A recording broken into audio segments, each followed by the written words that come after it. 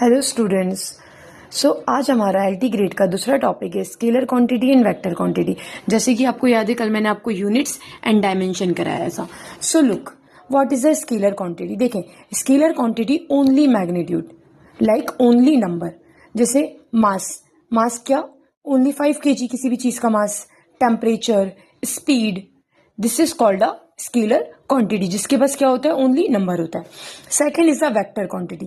Vector quantity have both magnitude and direction. Like force है तो force is a vector quantity. आपको 10 Newton का force लगाना है, सो आपको बताना पड़ेगा कि आपको डाउनवर्ड लगाना है या अपवर्ड लगाना है। लाइक डिस्प्लेसमेंट, मैंने आपको बोला कि आप ये पेन जो है ईस्ट में या वेस्ट में डिस्प्लेस कर दो। So displacement is also a vector quantity and distance is also a scalar quantity.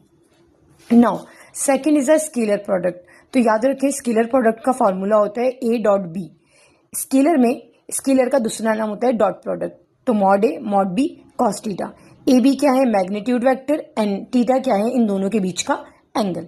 Okay, जैसे लाइक एग्जांपल वॉक का फॉर्मूला होता है फोर्स इनटू डिस्प्लेसमेंट। तो मैं इसको ऐसे लिख सकती हूँ एफ डॉट डी।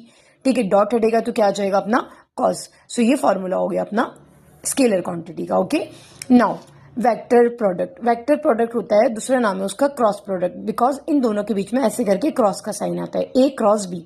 ठीक है, अब mod A mod B cross हटता है तो यहाँ पर साइन आता है। Like example torque. ठीक है, टॉर्क का example radius into force. Okay, now जब मैं इसको ओपन करूंगी, so R into F sine theta, ये क्रॉस हट जाता है।